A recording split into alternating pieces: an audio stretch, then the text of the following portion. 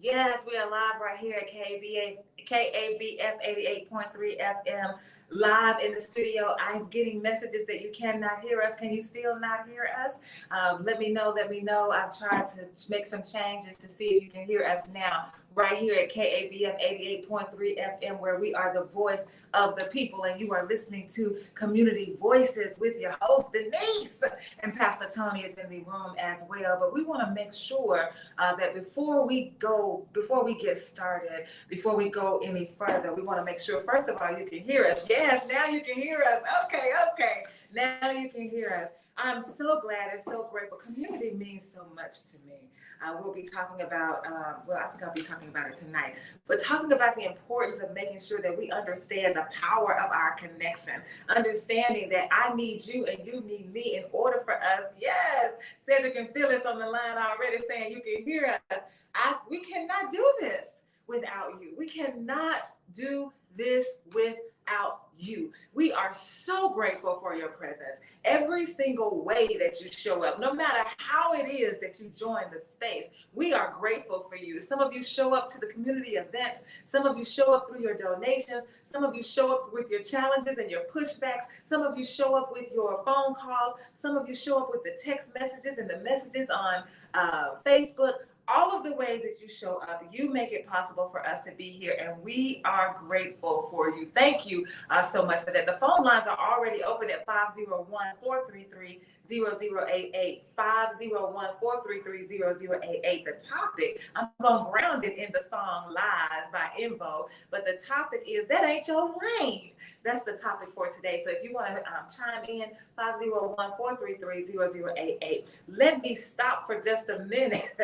I see you, Cedric. Let me stop for just a minute and let you be greeted by your co-host this morning, so that you'll know that I'm not just in here by myself, but this is a dialogue that we're having that we hope that you will join by calling in at 501-433-0088 to KABF 88.3 FM, where we are the voice of the people. Grand Rising, Pastor Toney Orr. Pastor. Just wanted to say good morning to everyone. Grand Rising, Sawubona. Sawubona. Hey, I'm still in jet lag. But just want to remind everyone that next Saturday we start our summer pledge drive, and so start to get your pledges and your donations together to send in to help support KBF 88.3 FM, Voice of the People, Community Radio.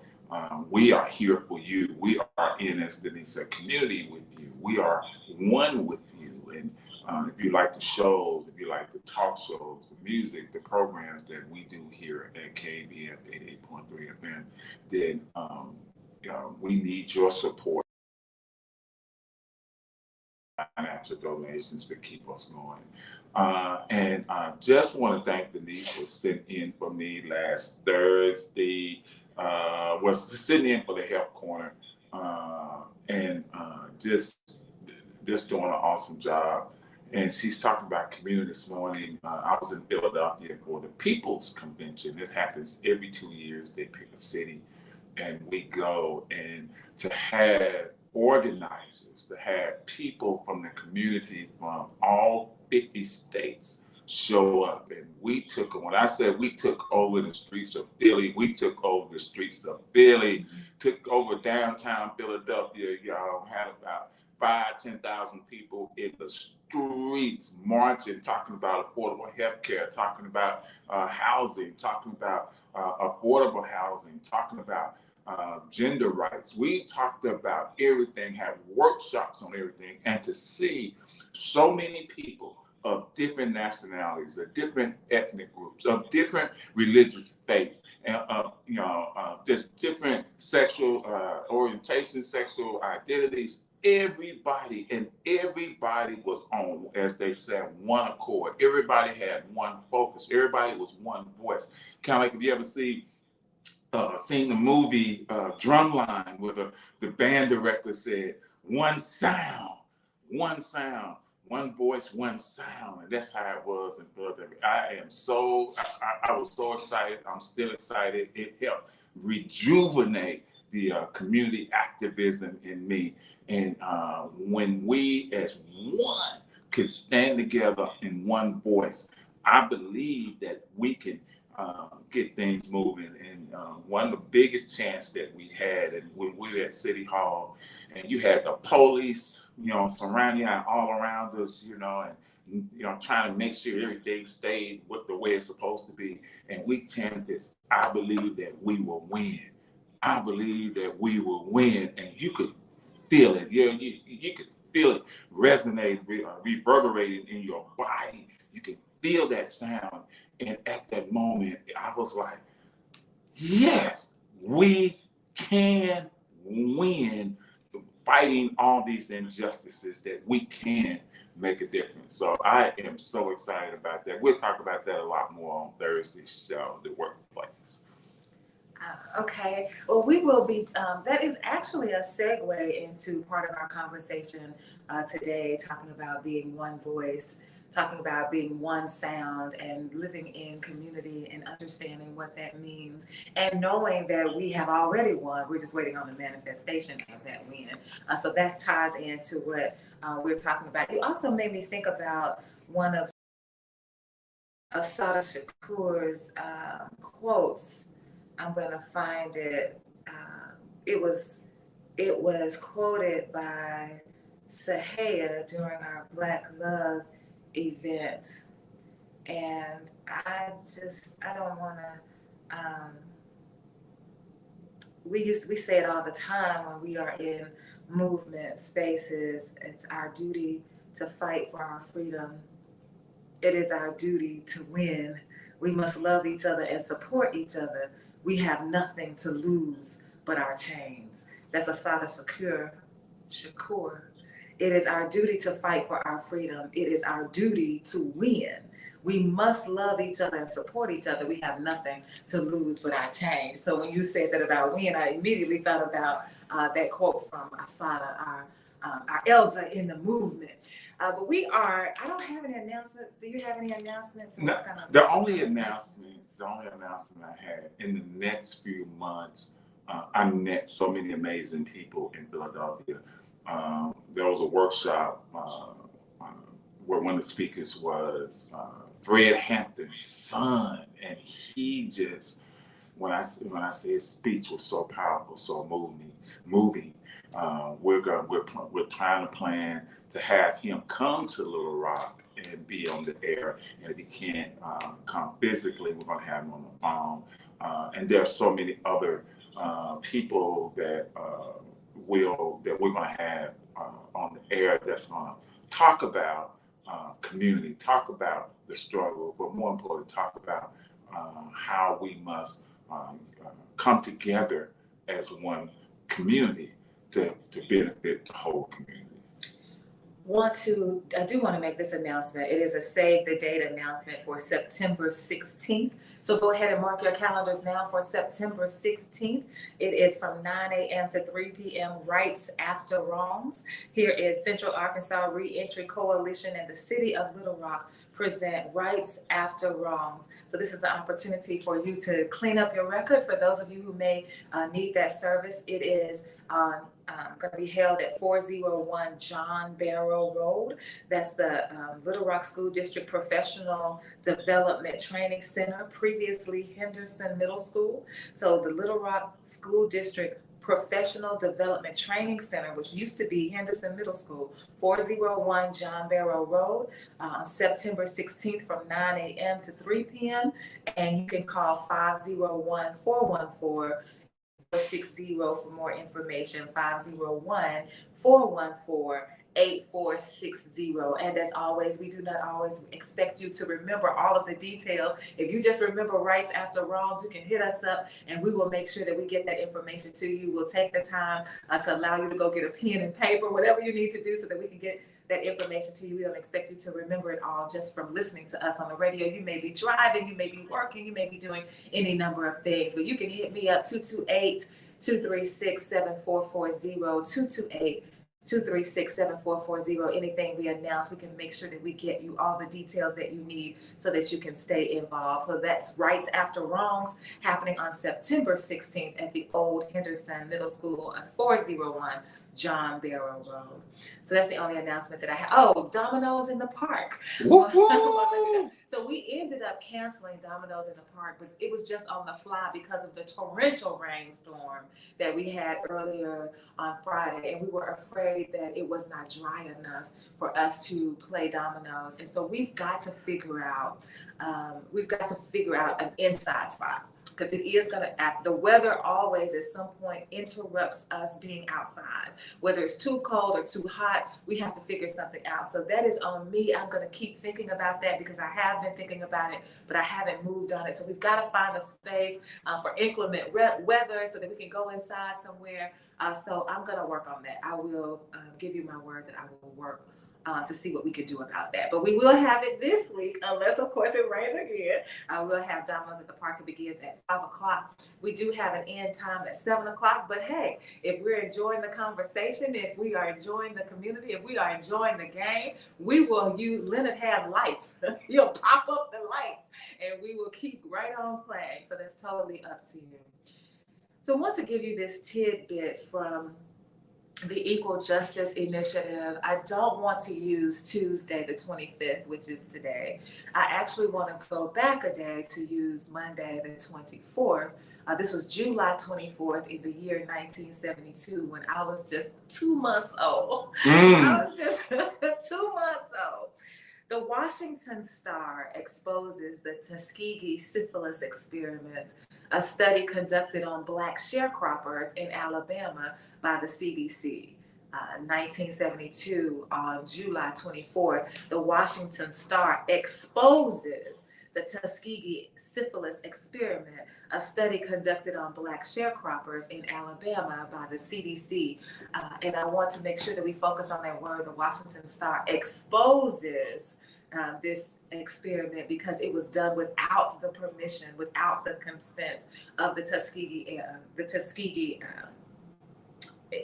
without the consent of the Black sharecroppers, and it was the Tuskegee experiment. And so when we think about going back to when we first were dealing with the coronavirus, and people were saying, especially Black people, were hesitant to listen to and to trust the healthcare field, because of all of the history that we have with the misuse and abuse of our bodies. This is one of those areas that gives us that concern. And I've been dealing with the complexity of that because in my own life, I remember this history. I know this history. So I am also one who is hesitant. I want to get as much research as possible. I want to do my own homework. I want to have as many conversations. I want to tap into the knowledge and the resources of my elders in the community, my friends. I want to hear stories before I make a move to do anything, to take any medication, to do anything like that. I want to make sure that I am aware and I am clear, because I don't trust just right off the bat.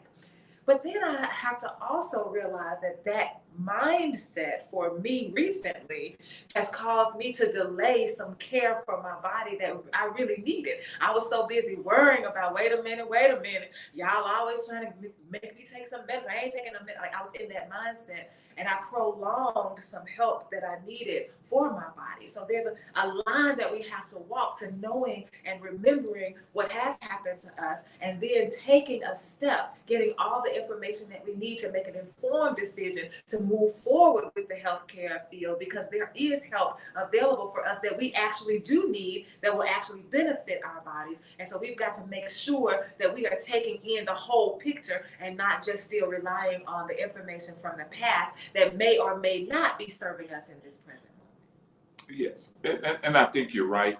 That is a balance, and sometimes it's difficult, and a lot of it becomes mistrust. You know,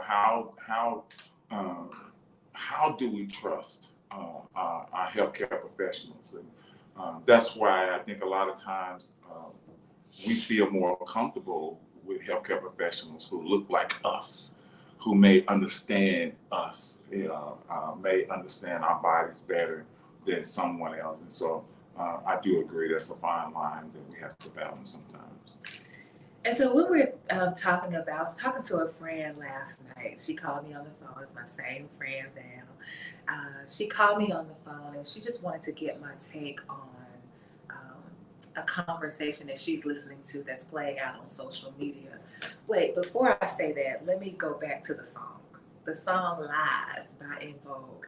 And let's talk about this group of Black women and their call to action to us through this song to remind us that we are living in a world, that we are navigating this experience called life that is rooted and grounded in a system of white inhumanity that functions on lies. Much of what we deal with in this world is a lie. The way that we celebrate Christmas is a lie. The way that we celebrate Halloween is a lie. The way that we celebrate independence is a lie. The way that we talk about the Easter Bunny is a lie. So much of what we do and how we ground ourselves in being human with each other is rooted in lies. And these lies continue to be perpetuated, particularly by people who do not want to honor the Black experience in our midst. And the Black experience, I mean that in the most expansive definition of the word Black. I'm talking about all members of the African diaspora. When I say Black, that's who I'm talking about. And that's why it's important for me not to use the word African American. We may get to that conversation, Mr. Henderson. We may or we may not today, but we are going to get to it, but maybe not today. And so she's talking about these lies. And I got so upset the other day. When I tell you I was so upset, I think the worst thing that I can do, I'm just talking about me. I think the worst thing, the nastiest thing that I can do is just hawk, just cough up, just bring forth a whole bunch of phlegm up in my body through my respiratory system and spit. That to me is just nasty. That's for me, that's just nasty. And so if I get to the point where I say that something can make me spit, then I am furious. I am enraged. I am about to lose it up in here. What's that man's song? Y'all gonna make me lose my mind up in here. That's how I felt when I was reading this conversation about the move in Florida regarding the curriculum for African American studies. That's the words, that's their language, for 6th through 8th graders. And what they have decided is that as they begin to talk about the system of enslavement, as they begin to talk about this system that we have always called slavery, they are couching it in this idea, this lie that slavery was a good thing because it benefited the people who are enslaved, because they were able to learn skills that were valuable to them in their lives. And so that's the way that they are going to teach the system of enslavement to 4th through 6th graders in Florida, and where DeSantis is governor. So it's a whole bunch of other stuff we can talk about DeSantis, but right now I'm just focused on that particular piece of his move, this latest move that they have made in Florida. And when I tell you that my entire body reacted as I was reading this, and I felt like I could absolutely spit.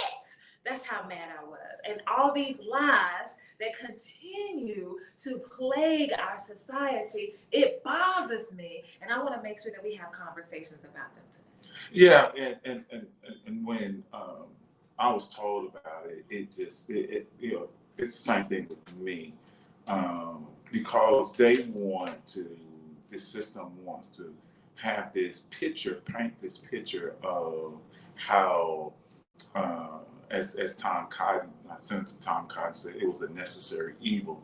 They want to frame it or picture it as a thing that, well, it had to be done, and like you said, Denise, to benefit both sides. But people don't realize, here where the lie begins to me.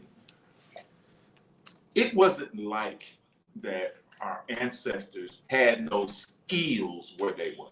They had been living thousands of years before they were ever kidnapped and brought over to these shores. Yeah, we were targeted because of those skills. Yes. So we had skills. We had our own civilizations. We had our own community. We had our own rules, our own laws. We were a thriving civilization. But because lies that said that we need to take them, you know, and they used it on the auspice that we need to take them because they're savages and we need to civilize them.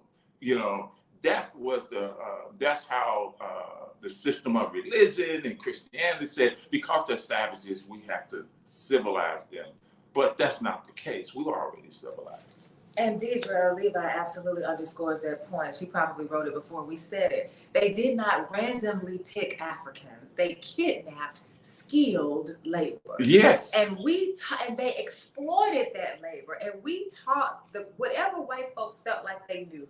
They learned it from us. Even to this day, we are still having conversations about Black folks whose talents and gifts have been hijacked, co-opted by white folks, and they made millions of dollars on them. And now we're just learning that they're ready to say, oh, this recipe or this dance move, Elvis, it came from somebody who is Black. So we want to make sure, again, that we are exposing the lies for what they are. This idea that Black folks were over there running through the woods with bones through their noses and didn't have swinging from trees like monkeys, that they didn't have anything else to do, that we came and saved them, and then we gave them skills. How dare you lie on my ancestors? You're gonna make me spit is what you're gonna make me do. Yeah, if you ever see the documentary on Netflix called High on the Hog, it goes into details. All these, you know, in the South, all these crops, tobacco, rice, cotton,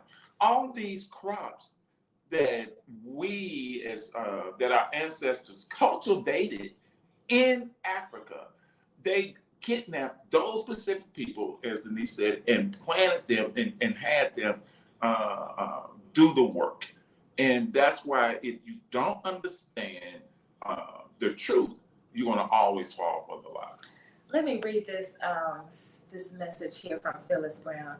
In May of 1787, the Founding Fathers, a group of white men, met in Philadelphia to write a constitution that speaks of people, citizens, persons, other persons, a euphemism for slaves. Throughout the document, slaves are referred to as persons to underscore their humanity. But again, they're referred to as persons, but they're not being, this is a lie because you're not treating them as persons. You're not honoring our humanity when you own us as property. And one of the things that I thought about as I was listening to the song when En Vogue is talking about it's the same game that's played in so many ways. You got the nation's leaders as well as teachers. They're practicing lies as a way of life. And so these are words that they are using. Oh, wait a minute. Here's Ryan Davis saying, and fueled the Industrial Revolution that then fueled modern capitalism. Okay, we're talking about,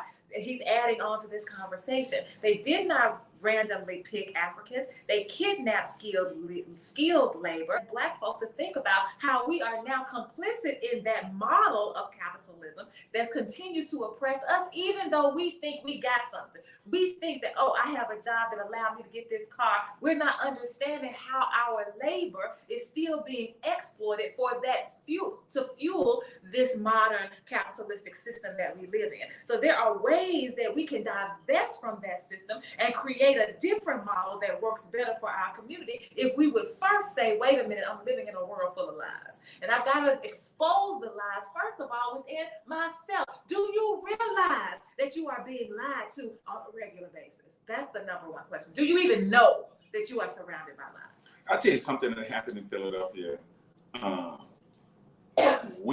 There was a group of us. It was about 50, 60 of us. We were standing outside the hotel. Finally got a break that we wanted to go visit some things. And everybody was asking, where we're going to go? Where we're going to go? And someone said, well, you know, there's Liberty Park where the Liberty Bell is. There's, you know, they got the statues, you know, of different things. And everybody to a person said, we ain't going to them places like that. You know, we're not going. And, you know, and so we started just to look. We wanted to find out where is the areas of our people. Where can we go see us? And even when we did the march on City Hall, if you ever seen a picture, if you ever seen a movie Philadelphia, City Hall, at the top of City Hall is a statue of Benjamin Franklin. It's like it has to be, I mean, it's just up there. And as we were doing the march, we were all doing the action, the rally. Everybody had this idea that, or feeling, say, you know what? Wouldn't it be powerful if that statue just, not falling on anybody, but Ben Franklin is like rolling over in his grave, that the statue just falls down because now it's exposed the lies of who we are, the lies of the Declaration of Independence, the lies of this Constitution that just can't take it no more, that it just crumbles down.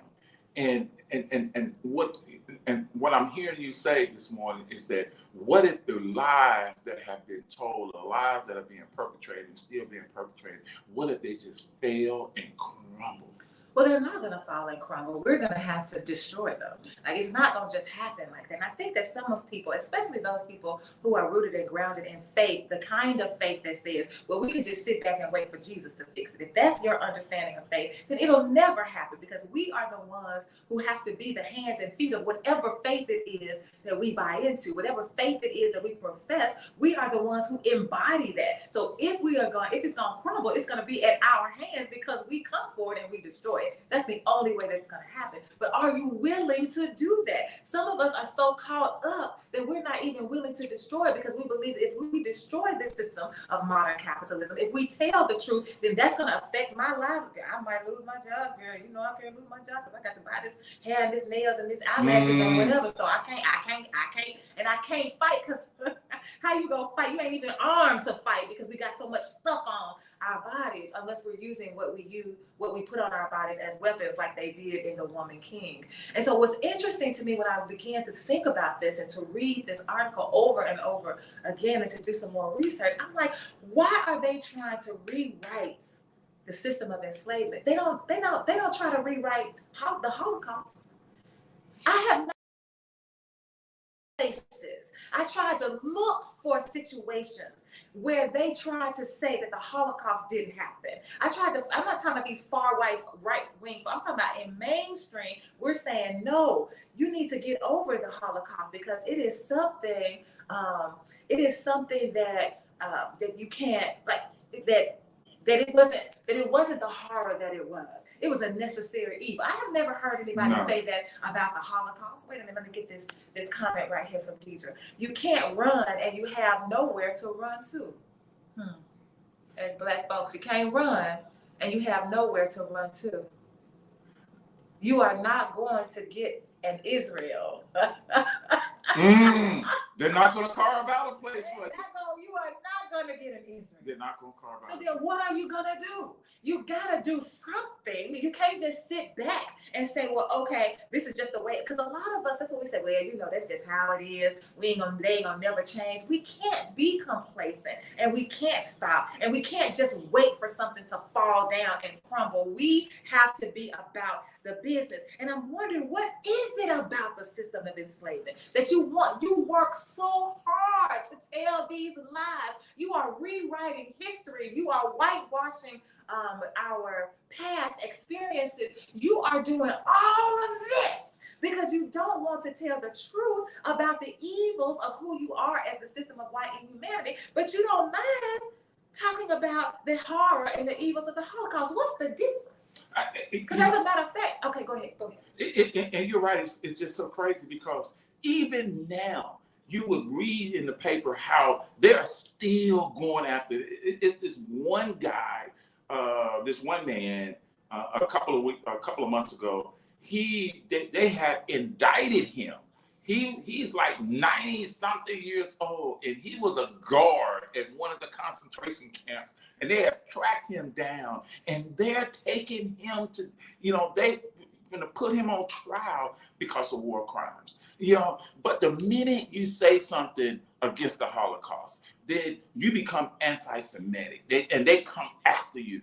But the minute you say something against slavery, now you're anti-American, you're racist, and it's like, what What about the horrors that Black people had to suffer? What about the injustice that white people have suffered? If you are a Holocaust victim, there's all types of reparations for you. There's all types of things for you. You're celebrated, for what you've gone through. If you have a tattoo with a number on your arm from the Holocaust, oh, you are celebrated. But if someone has a mark from a shackle or from enslavement, or if you are living in these systems that have kept you enslaved, you don't get celebrated for that. You don't get reparations for that. You don't get someone saying, we finna hunt down the slave master. We finna hunt down the slave catchers. I don't care how long it's gonna take.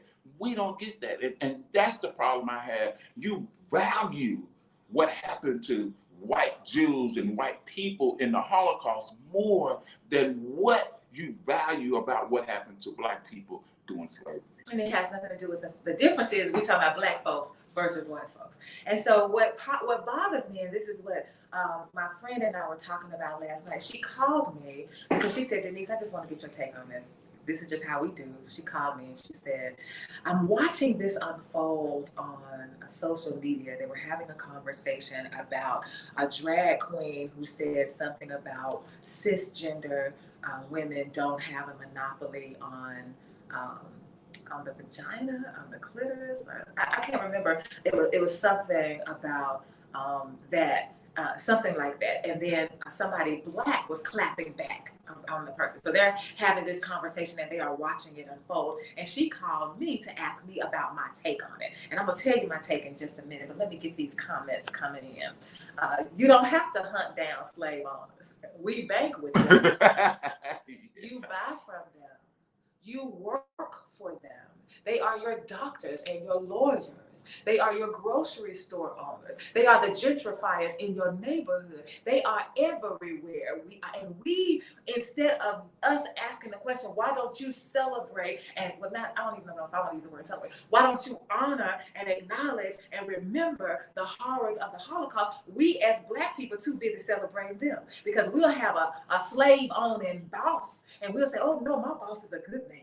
Don't say nothing about my boss. You can't. That's what. So we are the ones who have it twisted. And here's another comment. DeSantis knows nothing about 3 of the world's most influential empires: Ghana, Mali, and Songhai. I think I said that right. Yeah. DeSantis knows nothing about 3. What? I probably could hold in the palm of my hand what DeSantis knows. Period. Let alone about the world's most influential empires. And that's another thing. The people that we vote into office, these are people who are mediocre at best. And the people who have the information, have the knowledge, we are the ones who are always being pushed aside, and we are always the ones who are being denied. But it's because if you would allow, I don't want to say that like that. If you would understand the power of Blackness in your space, then you would know that the only way for us to move forward, the only way for us to progress, the only way for us to be liberated is to include the Black voice. That's the only way you can do it, because the only way that we are even here as a country is because of the Black voice. The Black voice, the Black talent, the Black experience, the Black knowledge, the Black divinity. That's the only reason we're even here. Let me see what Raman is saying. Those picked originally were the ones outside of community. The kings and chiefs of the we were complicit in handing over families who had skills to support themselves. These were the lesser who possessed power and force, not the mass of their kind. Let me read that again so y'all can hear what Raman is saying, because I know somebody got something to say behind this. Those picked originally were the ones outside of community. The kings and chiefs of the quote-unquote we were complicit in handing over quote-unquote families who had skills to support themselves. These were the quote-unquote lesser who possessed power and force, not the mass of their kind. So, and here's a response to you, Raman Carter. That is the lie that is told. Here we are with lies, going back to In Vogue. The lies are everywhere. And we have, and it's not, I'm not even going to say it's our fault, because science supports this argument, that if you tell a child something over and over and over again, that child will believe it. If you continue a refrain in the minds of a person, they will internalize whatever that is. That's just a normal brain function. So for us to be impacted by the lies, for us to have internalized the lies, I'm not really mad about that. I'm mad now because there's so much information in front of us. There's so much that we can lean on. There's so many people we can talk to. There's so many stories we can listen to. There's so much that we can grab hold to that exposes the lie, and yet we won't grab hold of it because we are too busy operating in a lane that is not ours. And that's what I was telling my friend on last night. Oh, were you about to say? Well, no, go ahead. I can say it after you. Are you gonna remember? Yes. So that's what I was telling my friend last night. So she was saying that this person who was a drag queen, I forgot the name.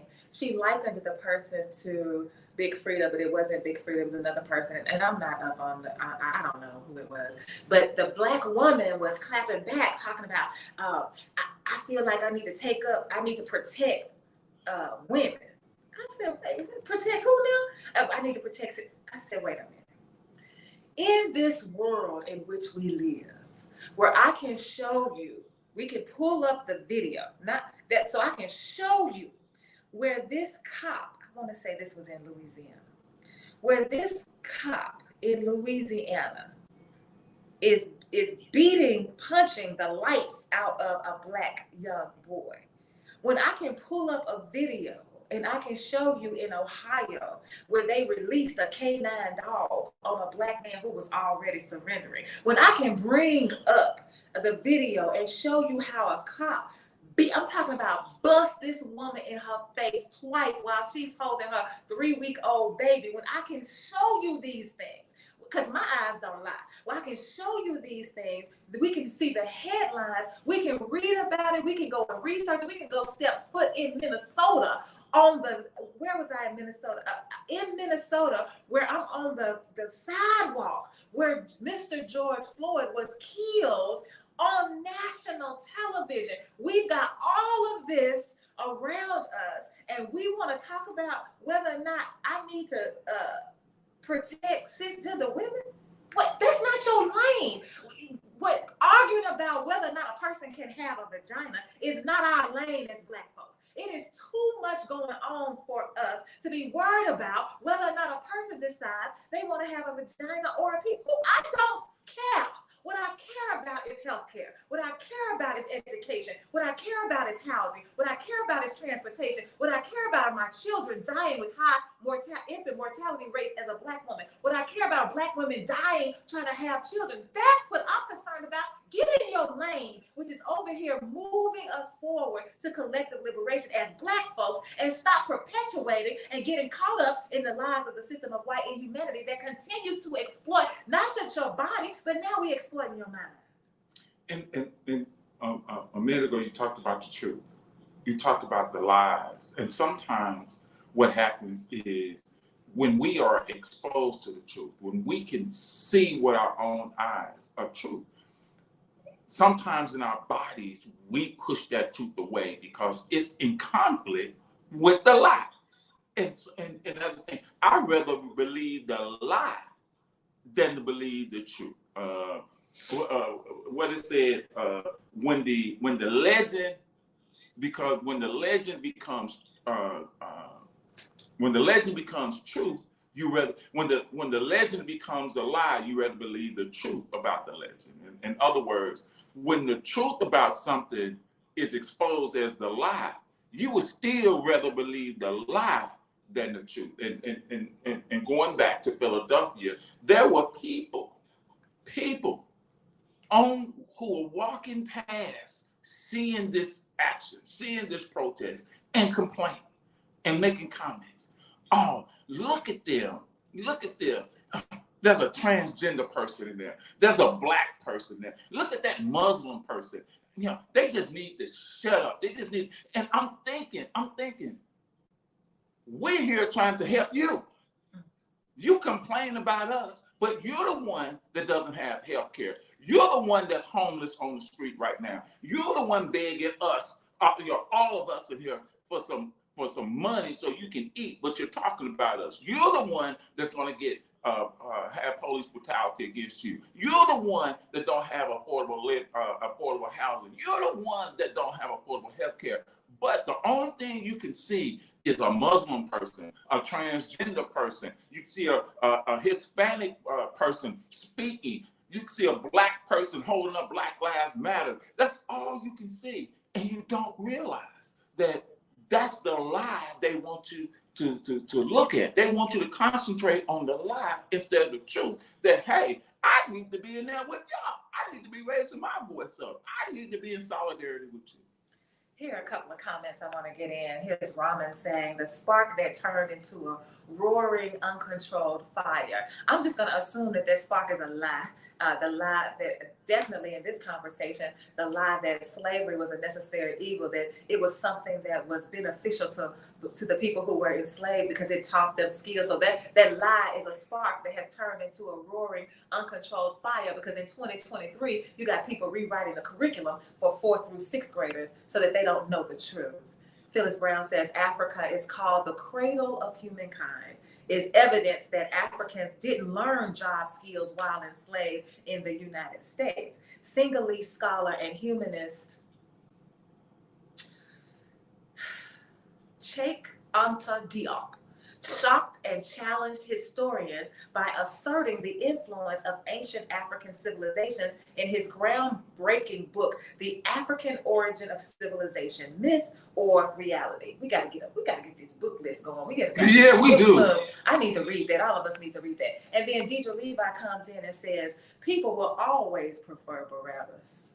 Those of you who know the story, when Jesus was about to be crucified, there was a thief, a known murderer in the midst, and they asked for Barabbas rather than the one that they knew they believed had been sinless. Okay, we got this call. Let me get this call. Caller, you're live on the air at KBF 88.3. Thanks for calling. Call back, caller. I got you. Wait. I think this is you. Is this you? The light is blinking. You are live on the air at KBF 88.3. Thanks for calling. Good morning, Denise. Good morning, Tony. This is Rick. What up, Rick? Hey, man, it's been a minute. I've been listening, been doing the thing. But, man, look here. That the second dude down there in Florida and all these white people and everything, and, you know, the forefathers started this country, right? It wasn't for black people. And I learned that Eli Whitney, Cotton Gin, you know, the peanut butter man, you know, all this stuff, you know, and black people are not supposed to learn that for white people. When they stole it from us. I don't understand it. Whatever. I love y'all. Let's keep listening. I love y'all. That's the lie. Now they're going to try to say that we learn skills from them. You could do nothing when we got, oh my goodness, don't get me started. Rick about to get us started in here. Oh, Phyllis Brown reminds us today is Emmett Till's birthday. Yes. July 25th, 1941. And when I tell you of all the stories of our history, this one with Emmett Till, and it's not just because it happened in Money, Mississippi, and I'm from Mississippi, but the way this story unfolded, the decisions of his mother to make sure that the world could see what had happened to her son just because of a lie. Are we talking about lies? A lie that they told on him. It is something about Emmett Till that has not left my body since I heard the story. Thank you for reminding us of that. And I just want to pause for just a minute. I'll get the caller in and then we'll pause for Emmett Till. Caller, you're live on the air at KBF 88.3. Thanks for calling. Yeah, peace and love, y'all. This is Brother Sawubona. One thing about Little Rock and different surrounding areas that gets me is the lies that we pass by on all these signs. When we see our people on the porch, no work to do, and then you pass a sign that says this street is adopted by your sorority. What's the name of your sorority, Tony? Tony? Tony doesn't have a sorority. Well, he said they got a group that they clean up the street every now and then. Or when the last time y'all did y'all street, Tony? Oh, we do our street every month. You do y'all street every month? Yeah. Well, I like to film that because. Well, come on. I see that sign, this street is adopted by Tree Street. This street is adopted by whoever. I never have seen anyone that the sign says adopted by the street. And that to me is just a lie.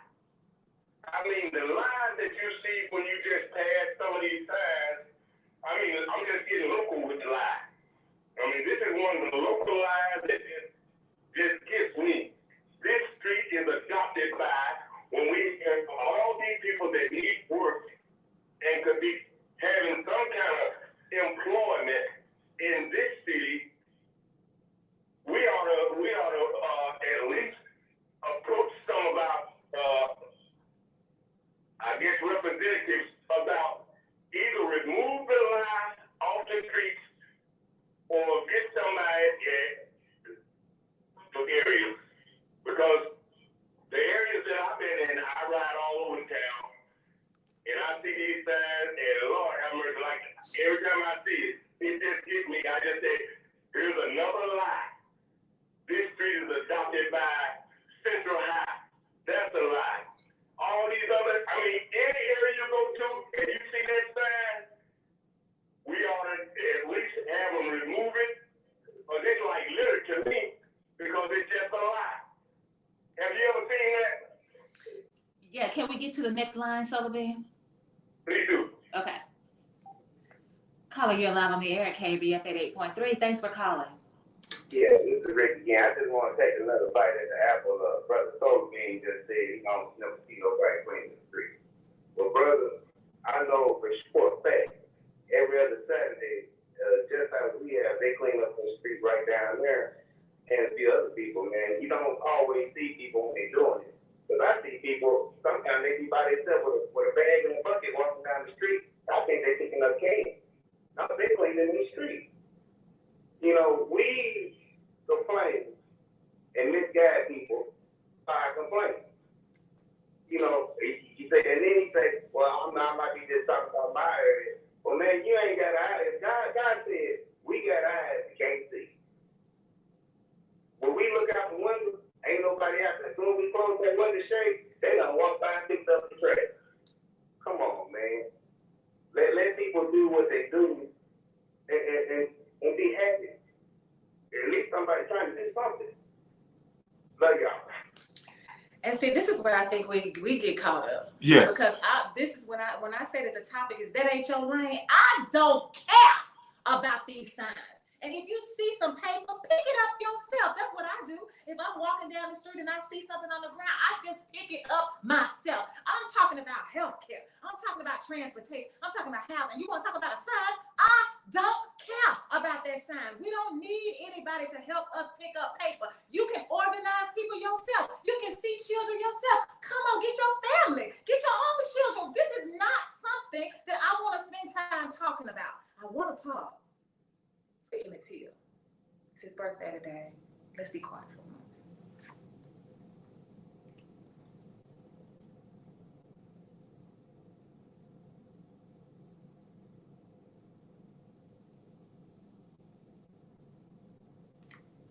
Okay, go ahead. You want to say something? Yeah, I want to say this when we talk about lies.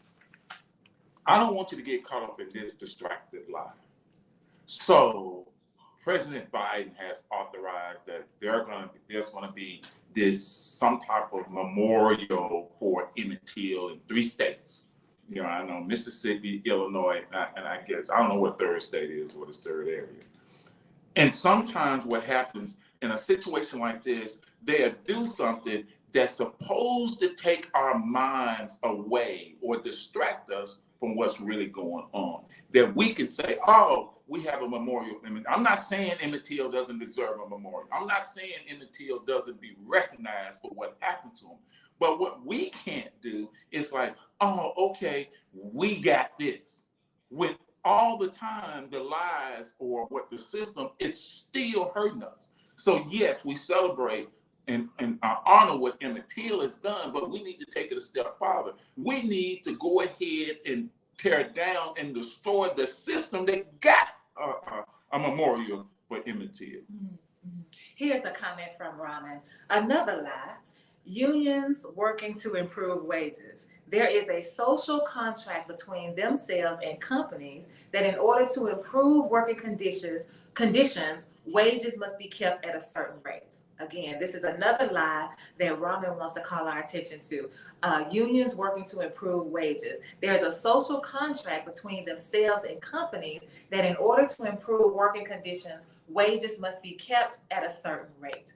Here is another comment from Phyllis Brown. For months, I have called 311, sent emails to code enforcement, talked to code enforcement workers asking that the trash be picked up in the 1700 block on Marshall, but the trash has not been picked up. This would not happen in Pleasant Valley or Chenal. Now that I think we should mobilize around, right? Now this trash, absolutely, I'm going to get upset about.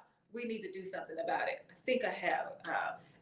Make sure that something gets done. And I wonder why they won't pick it up. Because Black people that live there, this lie that our lives are not valuable, that we're used to living in filth, that we create filth because that's just who we are. All of those are lies. Just like when I go back to Ramen's comment about workers and unions, because remember we were talking about raising the minimum wage, and then the companies were coming out saying, if we pay more than minimum wage, then our companies will collapse. Remember, I think that's what he's making reference to, because they're like, we can't afford to pay anybody more than minimum wage. And how does that even work? And so when we talk about these lies, we have to make sure, first of all, that we recognize that we are surrounded by lies. We also have to recognize that we are complicit in the lies. We also have to say, I want to open myself up so that somebody can check me on my own lies.